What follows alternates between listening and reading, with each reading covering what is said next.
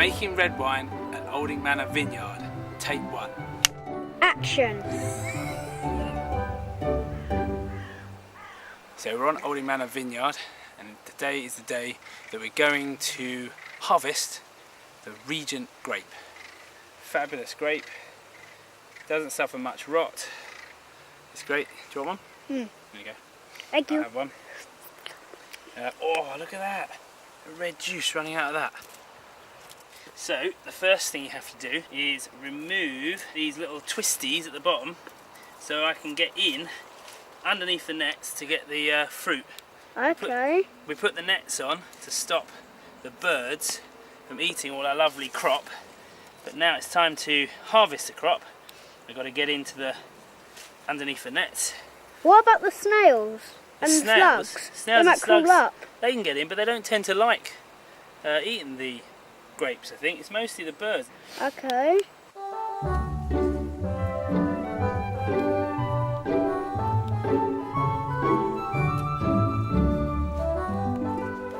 Okay, so we're now ready to harvest the crop with a special grape secateurs.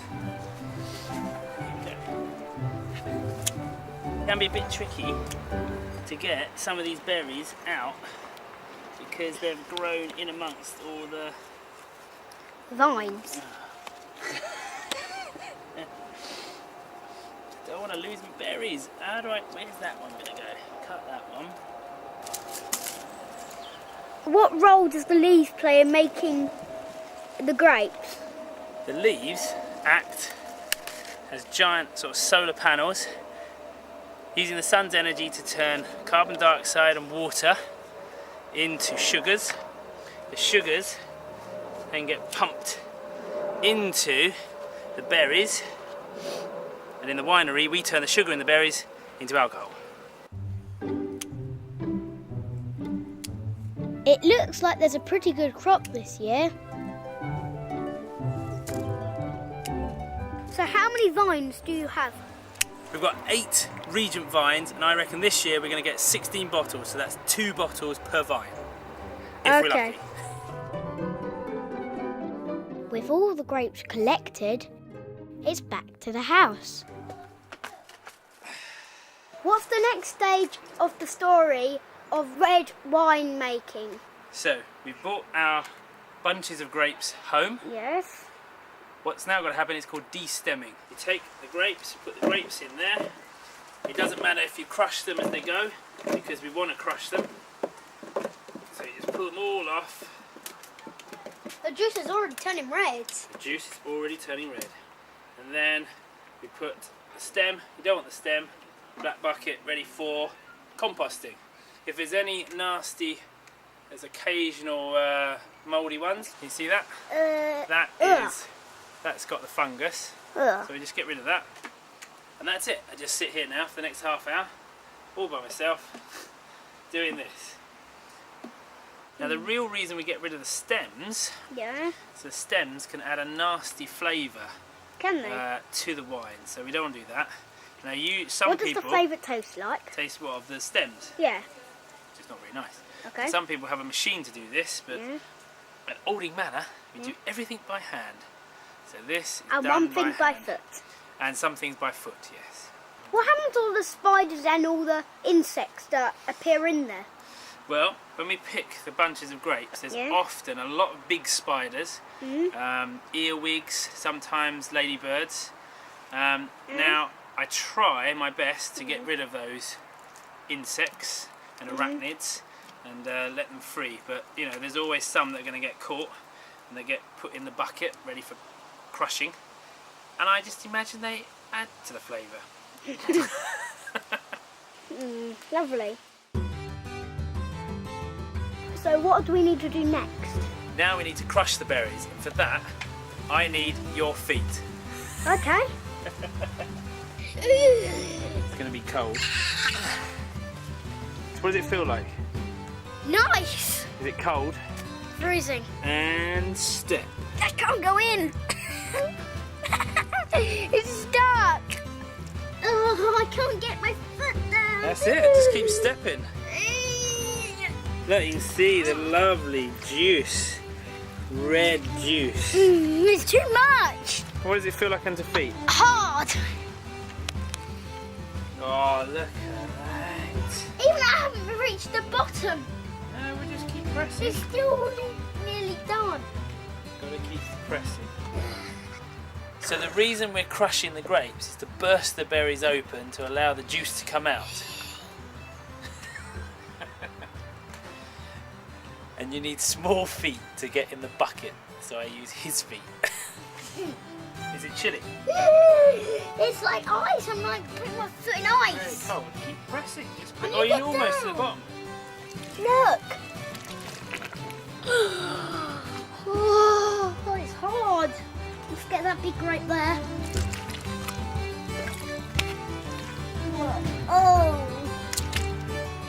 I think that's enough.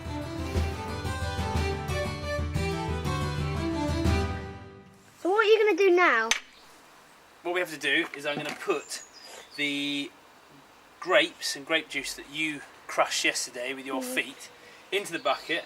We then put the yeast in and it starts going. So let's have a look. So I'll pour that in there. Ready?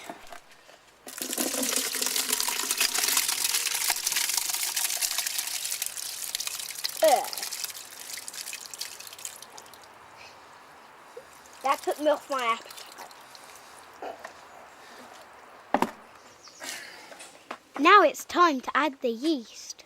Yeast is a type of organism. Also like It's a microorganism. Like bacteria, but not. So that's the yeast. The yeast is added to the bucket of crushed grapes and gently stirred in. It's the yeast that helps turn the grape juice into wine.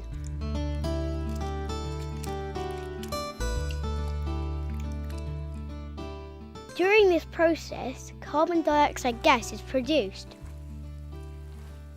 This makes the grape skins float to the surface. So a couple of times a day, the skins are pushed down to keep them in close contact with the juice. The juice is left to ferment on the skins for around 3 days. What are you doing now? Okay, what we have to do is we have to sterilise everything that comes into contact with the grape juice that's going to become to wine. So what I've got is I've got a sterilising solution. I put 2 in there, a little bit of warm water just to dissolve it, and then we fill it to the top. Okay. And what that does, it means that there's sterilising solution all within the demijohn. Okay. When you sterilise stuff, it's done with chlorine, and obviously you don't want all your wine to taste of chlorine, so having sterilised it, you rinse it out with a lot of water.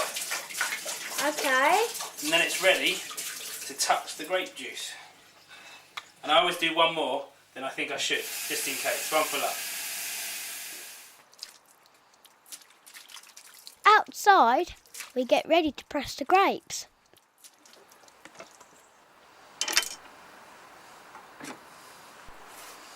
So now we're going to pour the grape juice with the berries and skins in for pressing into this bag.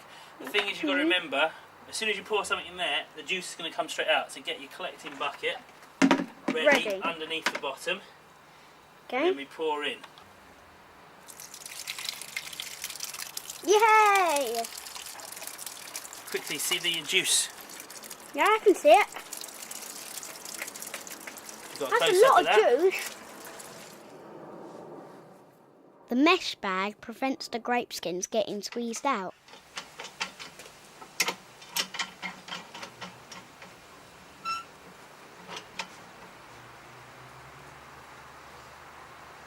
Squish time. This first bit is called the free run, and in the vineyards of France, they actually make a special type of wine just from this unpressed juice.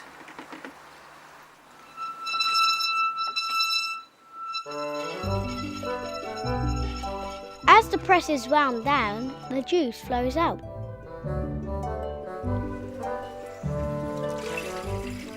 The pressed juice then gets poured into glass demijohns and taken inside.